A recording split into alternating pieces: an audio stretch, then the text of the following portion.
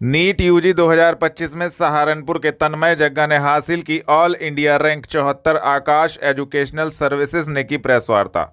आपको बता दें, रविवार दोपहर 3:30 बजे आकाश एजुकेशनल सर्विसेज के द्वारा कोर्ट रोड स्थित कार्यालय पर प्रेस वार्ता का आयोजन किया गया, जिसमें बताया गया कि नीट यूजी 2025 में सहारनपुर के 3 छात्रों ने शानदार प्रदर्शन किया है। यह सफलता छात्रों की लगन, अनुशासन और विश्व स्तरीय कोचिंग और मार्गदर्शन का परिणाम है। नीट यूजी 2025 में तन्मय जग्गा ने ऑल इंडिया रैंक 74, शहवार आलम ने 360, राघव गर्ग ने 1037वीं रैंक हासिल की है, जिसको लेकर संबंधित जानकारी दी गई। जैसे कि आप जानते हैं, नीट 2025 का रिजल्ट अनाउंस हुआ है और इस अनाउंसमेंट के बाद मुझे बड़ी खुशी हो रही है बताते हुए कि सहारनपुर ब्रांच के 19 बच्चों ने नीट 2025 में गवर्नमेंट मेडिकल कॉलेज में जगह बनाई है, अच्छी रैंक प्राप्त करके। इनमें सबसे पहला नाम आता है तन्मय जग्गा का, जिसकी ऑल इंडिया रैंक 74 है। उसके साथ साथ शहवार आलम, जिसकी ऑल इंडिया रैंक 360 है। उसके साथ साथ और भी ऐसे बच्चे हैं। टोटल 19 बच्चों की लिस्ट अब तक आ पाई है, क्योंकि रिजल्ट कंपाइल हो रहा है और पासवर्ड प्रोटेक्टेड रिजल्ट है, तो थोड़ी सी देर लग रही है। इसके साथ साथ मुझे बड़ी खुशी हो रही है बताते हुए कि हमारे जितने भी स्टूडेंट्स हैं, हम होप कर रहे हैं कि सारे के सारे नीट 2025 क्वालिफाई कर रहे हैं, क्योंकि अभी की जो कट ऑफ है वो 144 है। तो ये खुशी हो रही है बताते हुए कि होपफुली सारे स्टूडेंट्स ही, टोटल 266 बच्चों ने नीट 2025 एग्जाम लिखा था, जिनमें हम ये होप कर रहे हैं कि सभी स्टूडेंट्स 266 के 266 नीट 2025 क्वालिफाई कर लेंगे, जो भी एक मिनिमम कट ऑफ होती है। उसके साथ साथ बड़ी अच्छी अच्छी रैंक्स आई हैं, जैसे मैं बता चुका हूं। रैंक 74 आई है, 360 आई है, 1037 आई है, 1051 आई है। तो इस तरह की बहुत अच्छी अच्छी रैंक्स हैं, जो अपने आप में कीर्तिमान है। बड़े शहरों से भी अच्छी रैंक यहां सहारनपुर शहर ने दी है। बड़ी खुशी हो रही है बताते हुए कि हमारे बच्चों ने यहां परचम लहराया। साथ साथ अगर हम पैन इंडिया रिजल्ट की बात करें तो नीट 2025 में आकाश के 5 बच्चों ने टॉप 10 में जगह बनाई है। साथ साथ जो अभी तक रिजल्ट कंपाइल हुआ है, उसके बेसिस पे कह सकते हैं कि लगभग 30 बच्चों ने टॉप 100 में जगह बनाई है।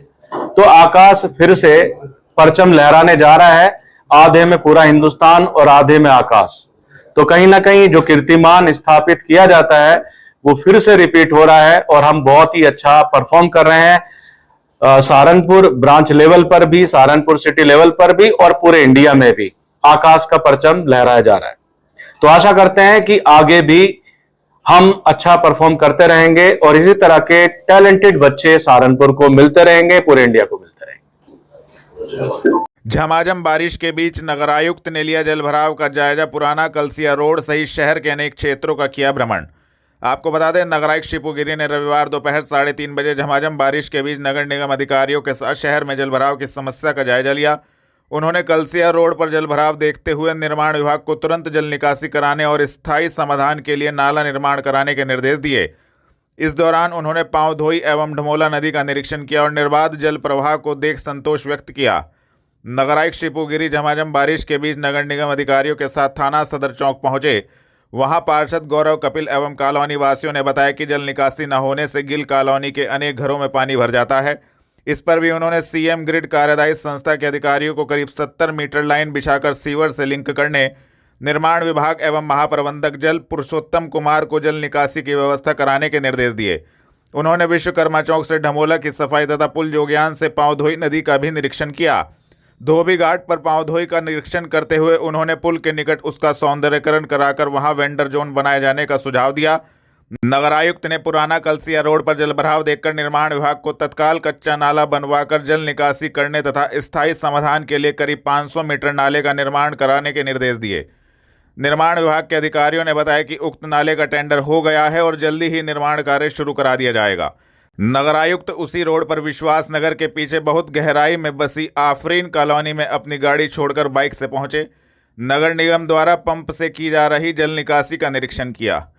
नगरायुक्त ने पुल खुमरान के निकट अग्रवाल धर्मशाला के पीछे बनाई जा रही नदी की दीवार एवं पुल खुमरान स्थित कूड़ाघर का भी निरीक्षण किया। नगर आयुक्त शिवपुरी ने बेहट रोड स्थित एबीसी सेंटर का भी निरीक्षण किया। इस दौरान उन्होंने सेंटर के रिकॉर्ड्स रजिस्टर की जांच की और श्वानों के ऑपरेशन संबंधी जानकारी ली। उन्होंने सेंटर प्रभारी एवं नगर निगम के पशु चिकित्सा कल्याण अधिकारी डॉक्टर संदीप मिश्रा को सेंटर सभी डाटा ऑनलाइन कराने के निर्देश दिए। नगर आयुक्त शिवपुरी ने पुल दाल मंडी तथा पुल खुमरान के निकट स्मार्ट सिटी के तहत बनाए गए पुलों पार्किंग स्थलों का भी निरीक्षण किया। पुलिस अधीक्षक रेलवे अनुभाग मुरादाबाद द्वारा सहारनपुर रेलवे स्टेशन पर थाना जीआरपी का किया गया वार्षिक निरीक्षण।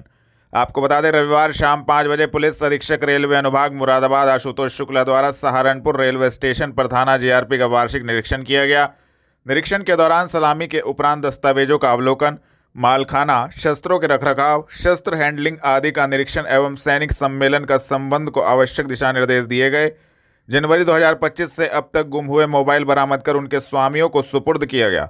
इस दौरान लोगों से अपील की गई कि train, railway station, railway line एवं अन्य रेलवे की संपत्तियों पर खतरनाक स्टंटबाजी, रीलबाजी न की जाए।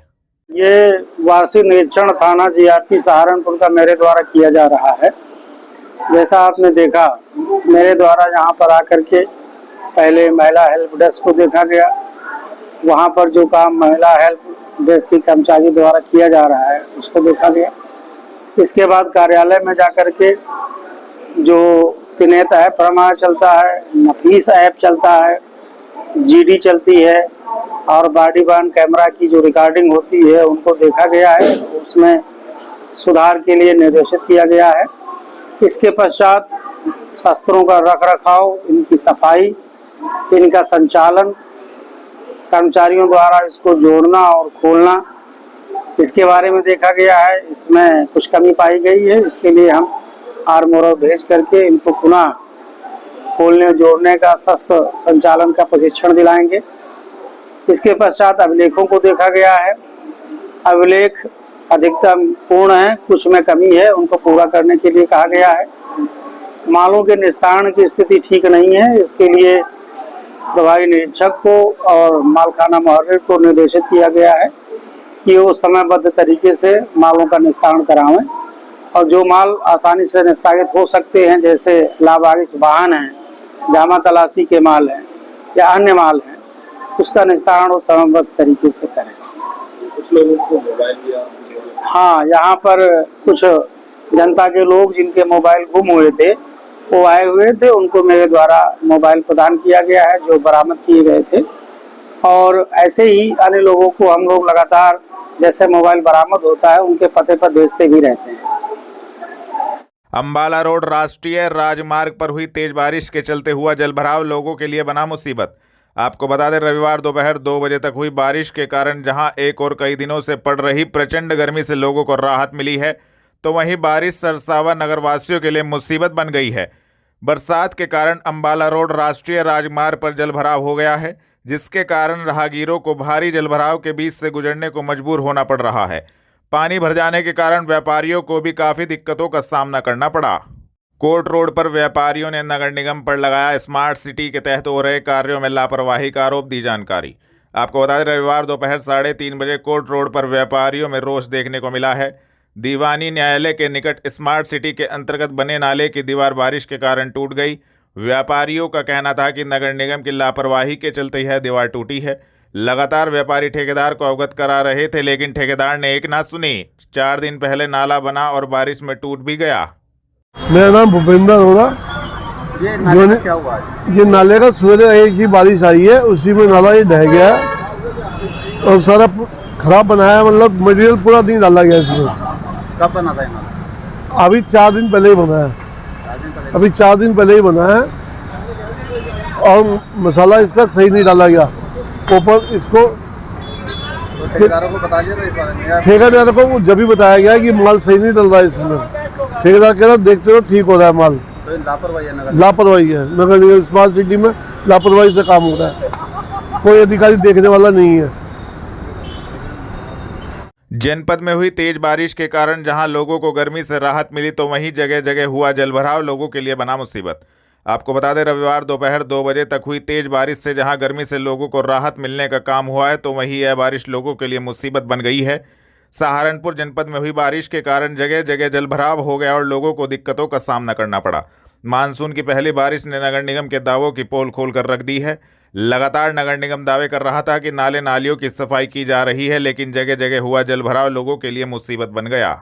योग हमारे शारीरिक और मानसिक स्वास्थ्य के लिए बहुत महत्वपूर्ण, नगर विधायक राजीव गुंबर। आपको बता दें, सेठ गंगा प्रसाद माहेश्वरी सभागार में रविवार दोपहर 3 बजे 11वें अंतर्राष्ट्रीय योग दिवस के अंतर्गत योग सप्ताह का शुभारंभ जिला प्रशासन, आयुष विभाग के सौजन्य से दीप प्रज्वलित कर किया गया। कार्यक्रम में मुख्य अतिथि नगर विधायक राजीव गुंबर, अपर जिलाधिकारी प्रशासन संतोष बहादुर सिंह, अपर नगर आयुक्त प्रदीप कुमार यादव, जिला विद्यालय निरीक्षक रेखा, IIA अध्यक्ष अनूप खन्ना, क्षेत्रीय आयुर्वेदिक एवं यूनानी अधिकारी डॉक्टर राम कृपाल, जिला होम्योपैथिक अधिकारी विवेक यादव उपस्थित रहे। बेहट कस्बे में बारिश ने खोली नगर पंचायत की पोल, गलियां बनी स्विमिंग पूल, घरों में घुसा पानी, मोहल्लेवासी परेशान। आपको बता दें, रविवार की सुबह से शुरू हुई बारिश दोपहर 2 बजे तक चली। बारिश से जहां भीषण गर्मी से जूझ रहे लोगों को राहत मिली है, तो वहीं दूसरी ओर यह राहत भी कस्बे की संजय कॉलोनी, डिग्री कॉलेज के पास के लोगों के लिए आफत बन रही है। बारिश के कारण गलियों में पानी भर गया और बच्चे स्विमिंग पूल की तरह गोते लगाते नजर आ रहे हैं। इसके अलावा बारिश का पानी लोगों के घरों तक घुस गया और जिससे लोगों में नगर पंचायत के खिलाफ गुस्सा देखने को मिल रहा है। वार्ड नंबर 7 में नाले की दीवार न होने के चलते ट्रांसफार्मर नाले में गिरा, स्थानीय लोगों में आक्रोश, नगर निगम पर लगाए गंभीर आरोप। आपको बता दें, वार्ड 7 में नाले की दीवार न होने के चलते नाले के पास रखा ट्रांसफार्मर नाले में गिर गया। मौके पर पहुंची यंग तिरंगा क्लब टीम ने इसकी सूचना स्थानीय बिजली घर को दी। इस दौरान मौके पर मौजूद स्थानीय निवासियों ने रविवार दोपहर 3 बजे नगर निगम पर गंभीर आरोप लगाए हैं। लोगों का कहना था कि बाउंड्री न होने की वजह से लगातार बड़े हादसे हो रहे हैं। तो मौजूद हैं वार्ड नंबर 7 की पुलिया पर, जिस पुलिया को लेकर हम लोग पिछले 5 महीने से DM साहब, आयुक्त साहब और जितने भी नगर निगम के अधिकारी हैं, उन सब के पास इस दीवार को लेकर हम लोग आवाज उठा रहे थे। देखिए, इन बरसात के आते ही कैसे इस रास्ते पर हादसे होने शुरू हो गए हैं। अभी ईद के मौके पर एक लड़का यहाँ पर गिर गया था नाले की दीवार न होने की वजह से। आजादी के बाद से आज तक हम लोग इस नाले की दीवार के लिए लड़ रहे हैं। जन तिरंगा क्लब के हमारे अध्यक्ष जी और हमारे सभी साथी रोज नगर निगम के हर मंगलवार को नगर निगम में जाकर मंगल दिवस पर और अनेक कार्यक्रम में अपने अधिकारियों को सूचित करते हैं इस बारे में। और देखिए, आज ट्रांसफार्मर किस तरीके से इस नाले में गिर चुका है, क्षेत्रवासियों को कितनी दिक्कत हो रही है। वार्ड नंबर 7 में जो ये आप देख रहे हैं स्थिति, वार्ड नंबर 7 में जो ये स्थिति देख रहे हैं आप, इस स्थिति को लेकर हम लोग चीफ के पास गए थे। जो नगर निगम के हमारे निर्माणाधीन चीफ हैं, वो चीफ ने जो जवाब दिया था, वो जवाब आप सुनकर रह जाएंगे दंग, कि उन्होंने ये कहा था कि पुलिया का निर्माण जिसका हम विरोध कर रहे थे कि पुलिया ना बन के इसकी दीवार हो जाए। आज देखिए, उस निर्माण का ना होने की वजह से कितना बड़ा हादसा होने से यहाँ पर टल गया। वार्ड नंबर 7 में इतनी दिक्कत आई है कि देखिए कैसे बिजली विभाग के हमारे कर्मचारी तुरंत मौके पर आकर इस ट्रांसफार्मर को यहाँ से हटा रहे हैं और यहाँ पर पार्षदों का कोई ध्यान नहीं है। मैं मुख्यमंत्री पोर्टल पे भी आज एक एप्लीकेशन चीफ साहब के खिलाफ हम डालेंगे, जिसमें चीफ साहब को हमारे पास सारी वीडियोस हैं, जिसमें चीफ साहब कह रहे हैं कि पुलिया या दीवार बनना आप लोग तय नहीं करेंगे, वो तय करना हमारी जिम्मेदारी है। ऐसा ही कहा गया था वहाँ पर। हम लोग वहाँ पर अपनी एप्लीकेशन लेकर जा रहे थे। आज देखिए किस तरह से ये हादसा वार्ड नंबर 7 की मिंगलानी बिल्डिंग की पुलिया के निकट हो चुका है। हादसे की जगह दिखाते हैं। हादसे की जगह देखिए, यहाँ पर अभी 10 दिन पहले कैसे एक बच्चा जो है जा रहा था और आगे मैं अपने कैमरामैन से कहूँगा आगे आए। गाड़ी तक ले जाइए, गाड़ी तक जरूरत नहीं है। ये देखिए, इस तरह से बिजली विभाग के अधिकारी हमारे सब लगे हुए हैं और मैं चाहूँगा नगर निगम का पैसा किस तरह से वेस्ट हो रहा है। पार्षद पतियों की यहाँ पर गाड़ियाँ जो है वो किस हिसाब से खड़ी हैं। जिस पुलिया का नगर निगम का पैसा किस हिसाब से यहाँ पर खराब किया जा रहा है। जो मूलभूत सुविधाएं हैं वो मूलभूत सुविधाएं नहीं मिल रही हैं। देखिए कैसे पर्सनल यूज के लिए हम आवाज उठाते रहे। हम लोग आवाज उठाते रहे हैं। इतना बड़ा हादसा आज यहाँ पर हो गया, कोई अधिकारी नगर निगम से मौजूद नहीं है, ना ही इसका दीवार कराने का पिछले 6 महीने से हमारे पास सारे रिकॉर्ड्स हैं, हम लोग दिखा सकते हैं। हम लोग मुख्यमंत्री पोर्टल पर भी आज ये सब चीजें डालेंगे। आज बिजली विभाग में भी जाकर यंग तिरंगा क्लब के हमारे साथियों ने जो यहाँ पर मौजूद थे, ऐसी भीषण बारिश में भी घर से निकलकर समाज के लिए, सिर्फ ये काम समाज के लिए कराया। और बिजली विभाग के कर्मचारियों को हम लोगों ने सूचित किया, जिससे ये क्रेन आई और क्रेन आकर यहाँ से कोई बड़ा हादसा बिजली आने की वजह से ना हो जाए, इसलिए ये यहाँ से जल्द हटवाया जा रहा है और क्षेत्र में जल्द से जल्द लाइट आ जाए, इसका प्रबंध हम लोग कर रहे हैं। लोग क्षेत्रवासियों को कितनी दिक्कत है, यहाँ पर हमारे साथ क्षेत्र के मौजूद हैं, वो बता सकते हैं कि कितनी परेशानियों का सामना यहाँ पर करना पड़ता है। बहुत दिक्कत होती है। एक तो पुल बना के इन्हें काम करके पैसा वेस्ट कराया यहाँ पे, अपनी गाड़ी वगैरह, अरे अपना जीएसटी का माल लोड करने के लिए जीएसटी ना भरनी पड़े। आईएमए भवन में गत वर्ष के भांति इस वर्ष भी 2025 ज्ञान प्रतीक फाउंडेशन द्वारा शिक्षक शिक्षार्थी सम्मान समारोह के साथ साथ मेरिट को सलाम कार्यक्रम का शुभारंभ राष्ट्रगान के साथ विनोद घावरी, जिला अध्यक्ष, जिला वाल्मीकि सभा सहारनपुर द्वारा भगवान वाल्मीकि एवं बाबा साहब डॉक्टर भीमराव अंबेडकर के चित्र के सम्मुख दीप प्रज्वलित कर प्रारंभ किया गया। कार्यक्रम में मुख्य अतिथि के तौर पर पूर्व विधायक एवं मंत्री संजय गर्ग ने कहा कि वाल्मीकि समाज में इस तरह के महत्वपूर्ण कार्यक्रम कौम के उत्थान के लिए एक मील का पत्थर साबित होंगे। इसके लिए कार्यक्रम आयोजकों को बधाई देता हूँ।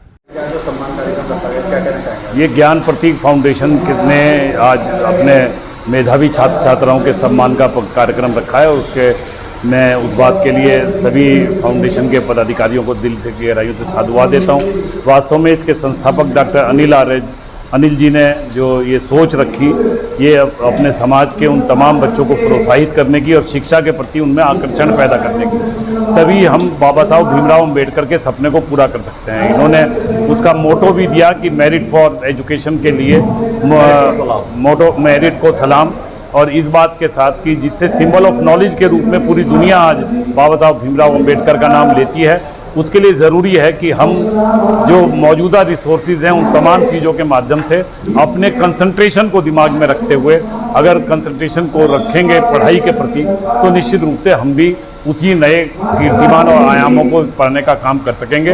इसलिए मेरे मानना है कि इस संगठन ज्ञान प्रतीक फाउंडेशन ने जो ये कार्यक्रम किया है, ये बहुत ही प्रशंसनीय है और इससे समाज में उन तमाम छात्र छात्राओं को एक एजुकेशन के प्रति बहुत बढ़ावा मिलेगा। बामियान बुद्ध विहार के संस्थापक एवं विख्यात समाजसेवी दिवंगत ज्ञानचंद आज़ाद की 76वीं जयंती मनाई गई। इस अवसर पर निर्धन कन्याओं का सामूहिक विवाह, मेधावी छात्र छात्राओं को पुरस्कार एवं टी शर्ट देकर सम्मानित किया गया। कार्यक्रम में नगर विधायक राजीव गुम्बड़ ने श्रद्धांजलि अर्पित करते हुए कहा कि ज्ञानचंद आज़ाद डॉक्टर अंबेडकर के सच्चे अनुयायी थे एवं आने वाली पीढ़ियों के लिए प्रेरणा स्रोत हैं। परम श्रद्धेय ज्ञानचंद आज़ाद जी, जो बामियान बौद्ध विहार के संस्थापक थे, अंबेडकर सहकारी आवास समिति के माध्यम से जिन्होंने अंबेडकरपुरम कॉलोनी की स्थापना कराई, उनकी 76वीं जयंती का कार्यक्रम है। आज इस कार्यक्रम में प्रत्येक वर्ष की भांति जो हमारे समाज की निर्धन कन्याएं हैं, उनका सामूहिक विवाह बौद्ध रीति के से किया जाता है और कार्यक्रम श्रद्धेय ज्ञानचंद आज़ाद जी के नाम से गठित संस्था ज्ञानचंद आज़ाद फाउंडेशन के बैनर तले कराया जाता है। और जो हमारे ग्रामीण क्षेत्र के विद्यार्थी हैं, जो अच्छे अंक लेकर 10वीं और 12वीं की परीक्षा जिन्होंने उत्तीर्ण की है, उन्हें सम्मानित करने के लिए एक ये मंच दिया जाता है, ताकि ज्ञानचंद आज़ाद जी के द्वारा चलाई गई शिक्षा सुरक्षा सम्मान की मुहिम सदैव जीवित रहे। जिस ग्रामीण पृष्ठभूमि से निकलकर उन्होंने इतनी ख्याति प्राप्त करी, इतना नाम प्राप्त किया, इसलिए ग्रामीण क्षेत्रों के बच्चों को ये मंच उपलब्ध कराया गया कि उनका एक्सपोजर बढ़ सके, उनका आत्मविश्वास बढ़ सके और वो उनके लिए प्रेरणा का स्रोत सिद्ध हो सके। भाजपा के पूर्व विधायक सुरेश राठौड़ और फिल्म अभिनेत्री उर्मिला के बीच चल रहा विवाद सुखद एहसास के साथ समाप्त हो गया। इस दौरान पूर्व विधायक सुरेश राठौड़ ने फिल्म अभिनेत्री उर्मिला सनावर को अपनी पत्नी स्वीकार करते हुए कहा कि यह सच्चे प्यार की जीत है, तो वहीं उर्मिला ने इस मिशन सिंदूर की जीत बताया है। जीपीओ रोड स्थित होटल सभागार में ज्वालापुर के पूर्व विधायक सुरेश राठौड़ के साथ फिल्म अभिनेत्री उर्मिला सनावर दुल्हन के लिबास में सज धज कर पत्रकारों के सम्मुख पहुंची। और ये लोग और एक मुल्ला जी थे उसमें जो ताला तोड़ रहे थे। कुछ लोग पूरे के पूरे सीसीटीवी कैमरे में आए, क्योंकि जब इससे पहले एक प्रेस कॉन्फ्रेंस हुई तब तक हमारे पास सीसीटीवी की फुटेज नहीं आई थी। जब लोग आपने सबने प्रेस कॉन्फ्रेंस ली थी, सारे के सारे हमारे समक्ष आए, किस तरह से ताला तोड़ा गया, किस तरह से उद्दंड मचाया गया। लेकिन कहीं ना कहीं पुलिस की भी इसमें लापरवाह रही कि मौका वारदात से पकड़ने के बावजूद भी उनको अरेस्ट नहीं किया गया। उन अपराधियों को, उन जो भी हमारे घर में डकैती डाली, उन डकैतों को अभी तक नहीं किया गया। और ये खाली मेरी हत्या के लिए ही नहीं षड्यंत्र रचा गया था, कि खाली मेरी हत्या के लिए ही रचा गया था षड्यंत्र।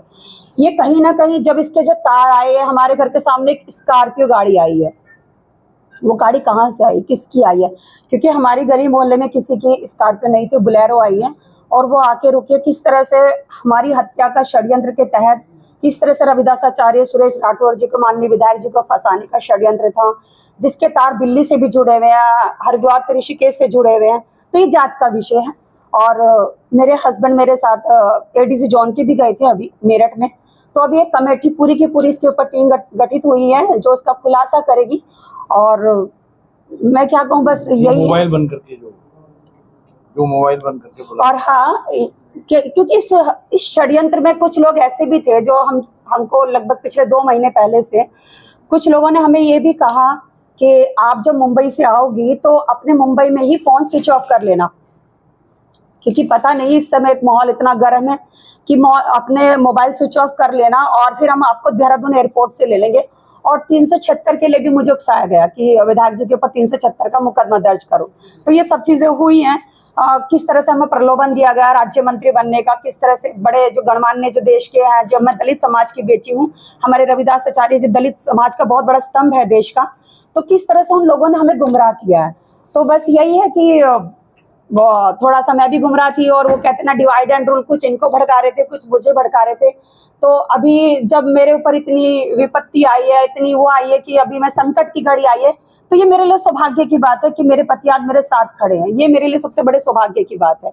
तो बस अब जो भी है, संघर्ष की कहानी थी, मेरे त्याग की कहानी थी, मेरे समर्पण की कहानी थी, कि कहते ना जब भी हम किसी को प्रेम करते हैं तो पूरी कायनात लग जाती है। और मेरे महादेव ने आज रविदासाचार्य जी को, सुरेश राठौर जी को मेरे साथ खड़ा करा। यही मेरे लिए आज सौभाग्य की बात है, बहुत बड़ी बात है कि आज इस रिश्ते की स्वीकृति भी देंगे इसमें। और बाकी जो षड्यंत्र है, बाकी अब एक और एक, पहले हम अलग अलग थे लेकिन अब हम एक और एक 11 हैं। और खाली मेरे साथ मेरे हस्बैंड ही नहीं, मेरे परिवार, मेरे दामाद जी खड़े हैं, मेरी बेटी दीपिका के खिलाफ भी बहुत सारे इस तरह के षड्यंत्र रचे गए कि ताकि उसकी छवि धूमिल हो और हमें आपस में भड़काया गया। और मेरी जो दीदी हैं, हमारी जो इनकी पहली पत्नी है, आज वो भी साथ खड़ी है। कहने का तात्पर्य यह है कि आज मेरे पति मेरे साथ खड़े, मेरा परिवार मेरे साथ खड़ा, मेरी ताकत मेरे साथ खड़ी है।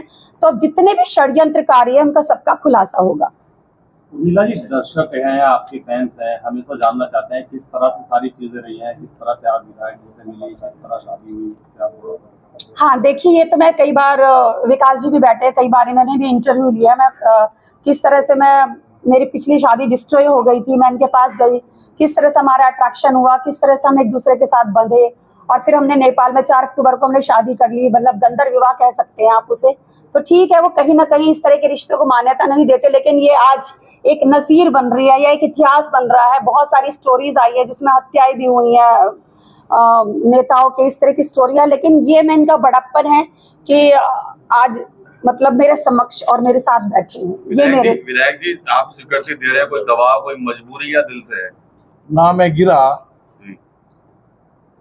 ना ही मेरी उम्मीदों के मीनार गिरे, पर लोग मुझे गिराने में कई बार गिरे। सवाल जहर का नहीं था, वो तो मैं कई बार पी गया, पर लोगों की तकलीफ जब हुई जब मैं जहर पीकर भी जी गया। मैंने इस रिश्ते में कभी मना नहीं किया। मेरी केवल इतनी बात थी कि आप मीडिया के माध्यम से मत कहो। इनका प्यार जीत गया। मैं इनके साथ पहले भी खड़ा था, मैं आज भी खड़ा हूं। और इनकी तरफ कोई आंख उठा के देखे, उसकी कोई इतनी मजाल नहीं है कि वो मेरे होते हुए इनकी तरफ कोई आंख उठा के देखे। जो षड्यंत्र हुए, उस षड्यंत्र का खुलासा होना चाहिए। मेरे ऊपर जो वार हुए, मैं रविदास पीठ का जन्मदाता था, आजीवन उसका अध्यक्ष हूं, उसको तोड़ने का प्रयास किसके द्वारा किया गया, किन लोगों ने इनको भड़काया गया, किन लोगों के द्वारा साजिश की गई, किन लोगों ने ये कहा कि मोबाइल को वहीं बंद करके आना, इसका उद्देश्य क्या था, देहरादून चलेंगे, नैनीताल ले जाएंगे, इसका उद्देश्य क्या था। तो ये बहुत सारी चीजें जो इनको भड़काकर इनको मंत्री बना देंगे, महिला आयोग का अध्यक्ष बना देंगे, महिला मोर्चे की अध्यक्ष बना देंगे, ये सब भड़काऊ जो दिया उससे ये भ्रमित हुई। क्योंकि मैंने इनको कई बार डांटा, मैंने 18 दिसंबर से इनसे फोन पर वार्ता नहीं की थी, इसलिए भड़क गई और उनके बहकावे में आ गई। आज मैं उसका इतिश्री करता हूँ। इनका प्रेम जीता, प्रेम करती हैं, बहुत प्रेम करती हैं और एक एक्टर है, टैलेंटेड है और राजनीति में भी हमने इनको सक्रिय किया था, मेयर के लिए हमने तैयार किया था और आगे मिलजुल कर काम करेंगे। हमारा केवल इतना कहना है कि षड्यंत्र जो है उसका खुलासा होना चाहिए।